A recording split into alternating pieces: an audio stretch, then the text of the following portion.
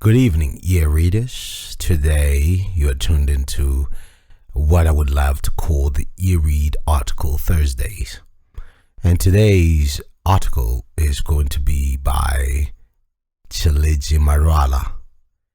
It's his recent article titled "Science Literacy is a Critical Key to Unlocking the Potential of Africa, and it is sorely lacking." This was published on the 4th of October 2022.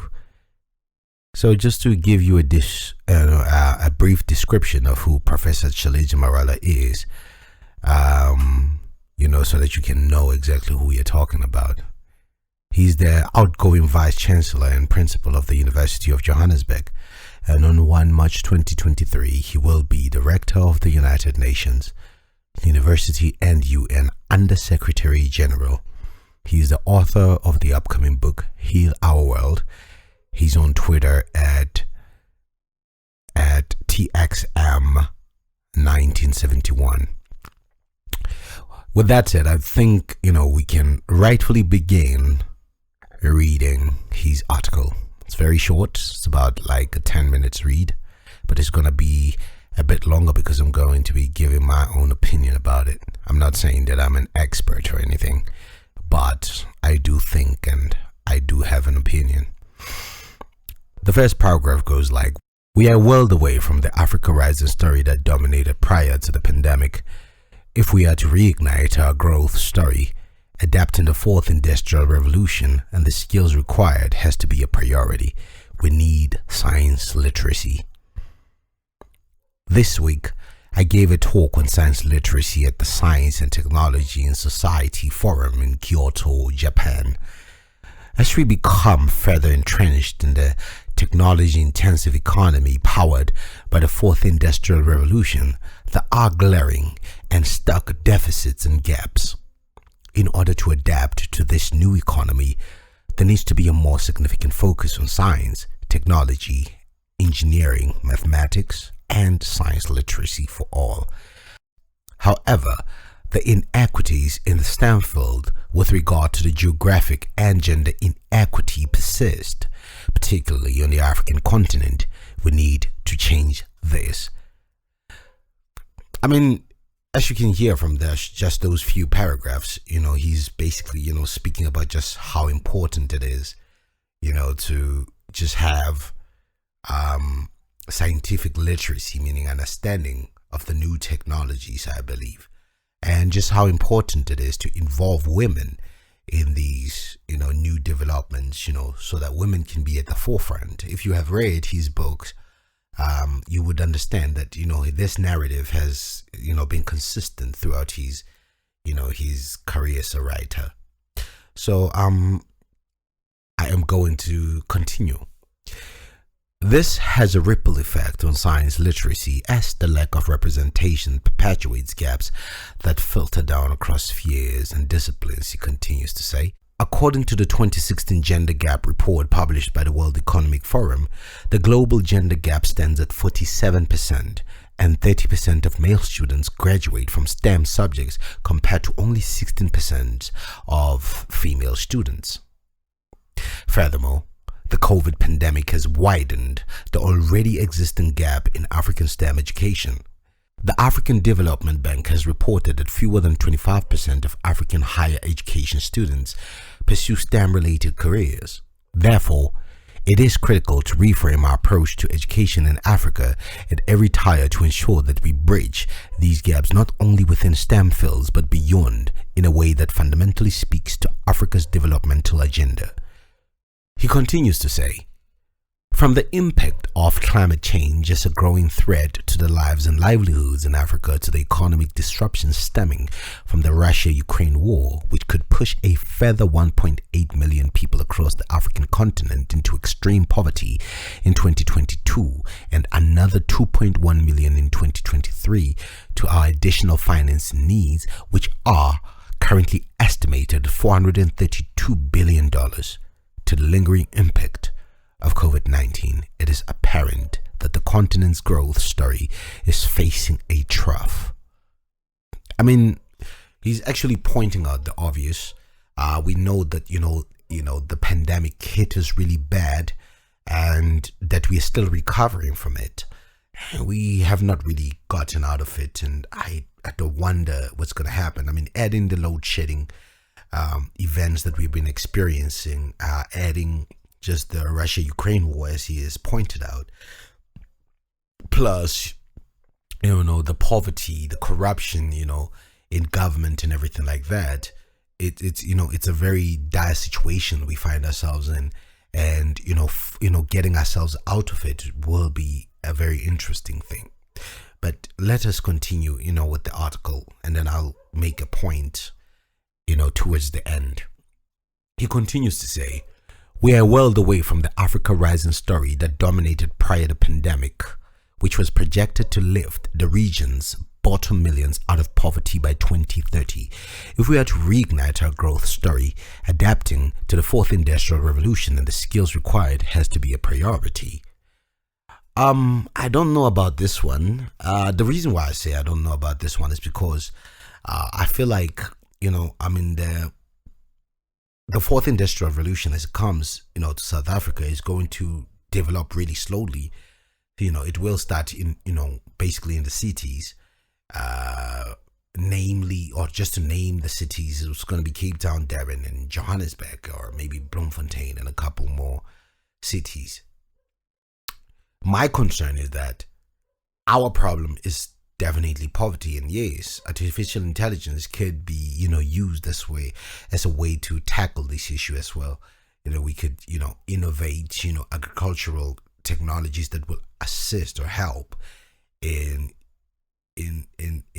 just fostering food production and ensuring that we reap bigger rewards with regards, or relating to just agriculture as a sector. I think that's where our problem is, because food security is going to solve the issue of poverty, and so we need more agricultural brains, even if it's technologies that will make sure that those millions that he just talked about, the 2.3 millions, by 2023, don't have to go into that problem where they experience dire poverty, because we need to find solutions of how people can eat, because the minute people can stop worrying about what they're going to eat next, then they might probably start thinking about solutions, for just, advancing South Africa's innovation sector and whatnot.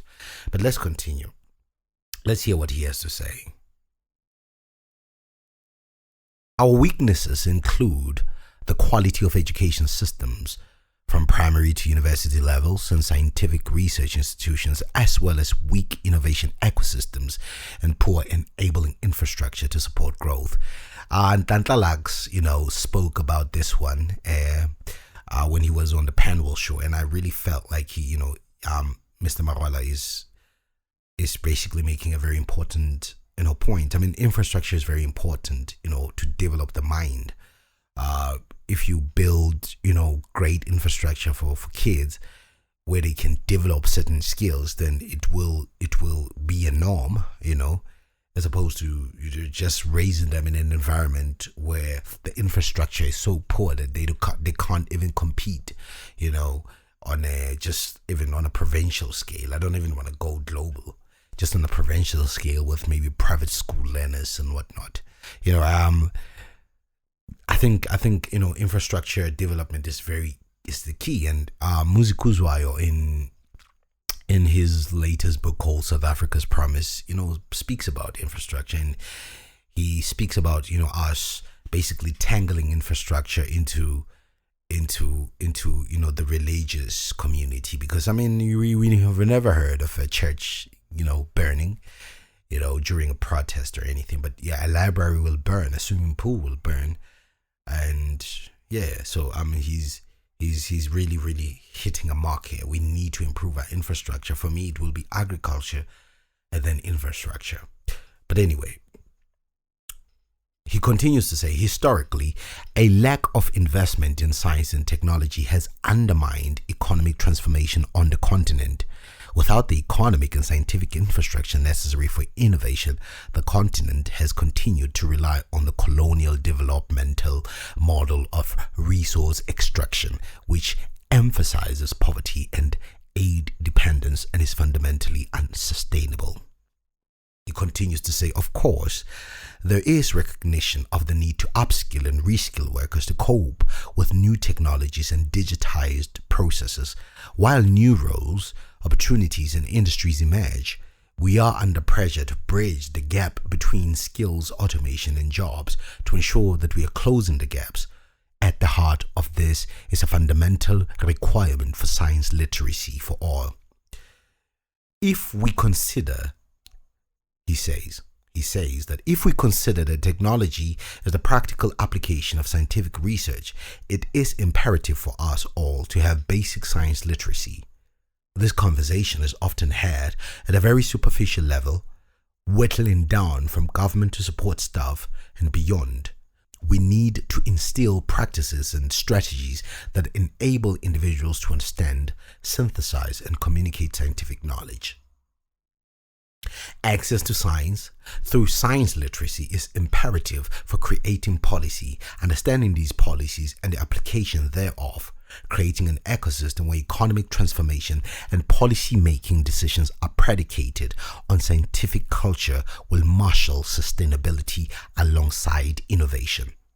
One area that requires a specific mention is the capacitation of our lawmakers to make them more scientifically literate. This is exacerbated by the need to draft legislation that interfaces with science and technology. For example, there is an increasing need in Africa to regulate issues such as clinical trials, and this requires literacy in biotechnology and ethics. How do we fill this knowledge gap? He continues to say, universities should create short learning programs that target lawmakers to become scientifically literate. Public broadcasting must have a strong focus on scientific literacy. There is a need to instill a culture of activism geared towards promoting scientific literacy. We need to use online platforms to promote scientific literacy. This would naturally require access to data and electronic devices and would require government, industry, and society to work together. Another issue that requires attention to promote scientific literacy is the issue of reducing the language barriers that impede scientific literacy. For example, there are 11 official languages in South Africa, and many of these are not being developed to introduce scientific terminology. How then do we create a system that allows broadcasting scientific work in local languages? That's really interesting. I mean, how do you convey, messages like artificial intelligence to the people, especially, the people on the ground, like, the rural people who listen to, Ukhozi or, Lesedi FM or Motsweding, don't understand English to that extent, How do we bridge that gap? I mean, artificial intelligence is bringing about a different,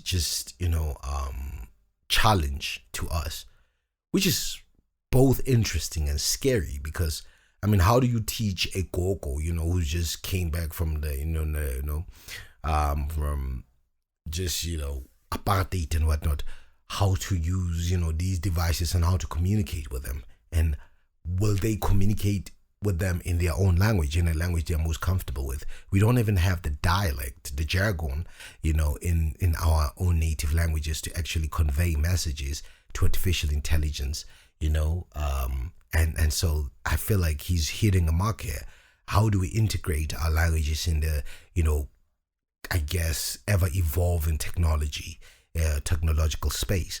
But I feel like we this is a very great way of looking at it, and so he continues to say, none of this can be done with our current STEM disparities and lack of science literacy.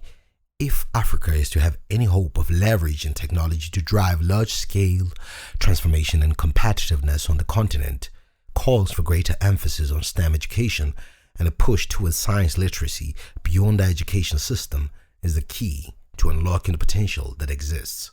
The call for a skills revolution is a resounding one that speaks to these gaps. And that's where the article ends. The article is from the Daily Maverick. Now, just to, point out my concerns with the article is that he believes more in science than, I believe that he should.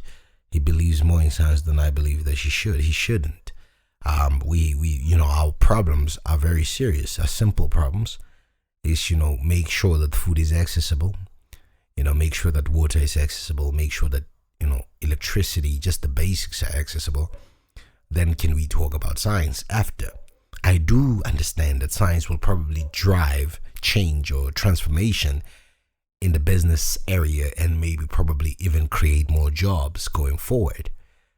And that's cool. I'm not saying they shouldn't inject money into the economy or into the science space. I believe that, it's wise to do that, but it's very important to ensure that the pool where you pull these, these talents, these scientific geniuses, will need, the population or the greater population of this country. And we all know who the greater population of the country is. And so I think numbers don't lie. If we have more numbers, I think African people will be able to solve those problems because first of all, we have the numbers. That means we have all the skills that we need. We just need to ensure that they are well fed and they don't have to worry about the simple stuff like food and water and shelter and clothing on their back. And I believe that solutions will come from that.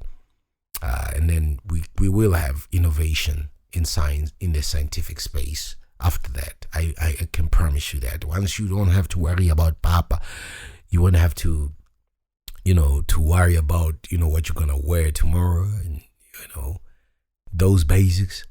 Then what else will be there to think about except to think about things to do that are fun, that are interesting, that are challenging? But when you are challenged by the fact that you don't have, food on your table tonight, how are you even going to be innovative? Maybe I'm just being pessimistic, but you also have an opinion. So if you have an opinion, you can comment on the comment section and just tell us your mind, speak your mind. And yeah, thank you for listening to the EarRead Thursday article. We will see you next week with another mind-blowing article that is interesting. Thank you. I will leave the link to the article, to the original article, on the video description, and you can always click on it and read the article yourself. With that said, thank you so much. Bye.